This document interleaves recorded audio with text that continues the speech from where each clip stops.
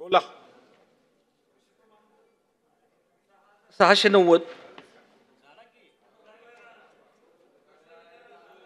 काय करताय? काय हो, अध्यक्ष महोदय, मला 7व्या प्रश्नावरती बोलायचं आहे हो, ना? 7व्याच प्रश्नावरती चला बोला. अध्यक्ष महोदय, महावितरणमध्ये माझे 2 विषय आहेत. महावितरणमध्ये कोणतीही म्हणजे काही जरी आपल्याला करायचं असेल तर RDCS स्कीमचं नाव पुढे येतं.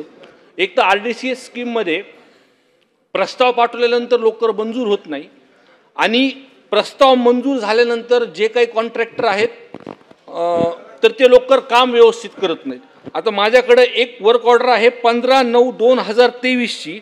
आरमाड केबल टाकायचं काम तिथे चालू आहे हायटेक कंपनी मार्फत. म्हणजे 2 वर्ष झालेले आहे. वारंवार त्याचा लोकप्रतिनिधी म्हणून पाठपुरावा करतो. अधिकाऱ्यांसोबत त्याची बैठक घेतली, पण काय संगमताने अधिकारी आणि कॉन्ट्रॅक्टर काम करतात हे कळत नाही. 2 वर्ष झालं तरी ते काम पूर्ण नाही आहे आणि काम चालू आत्ता केलं आहे अध्यक्ष महोदय. आणि जे पोल जे राहतात ते नवीन पोल आत्ताच तिथे पाडायला लागलेत.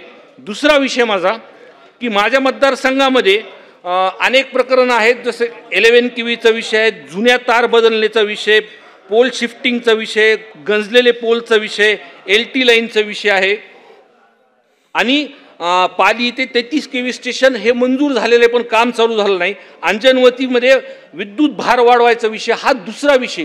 तर या संदर्भात पहिला विषय की माझा स्पेसिफिक प्रश्न आहे की ही हायटेक कंपनीचं जे काम चालू आहे आपण ह्याच्यावरती आपण चौकशी लावणार का? आणि दुसरा विषय जे काही माझ्या मतदारसंघामधले जे दुसरे काम सांगितले आहेत त्या संदर्भातली आपण बैठक लावून हा विषय माझा मार्गी लावणार का?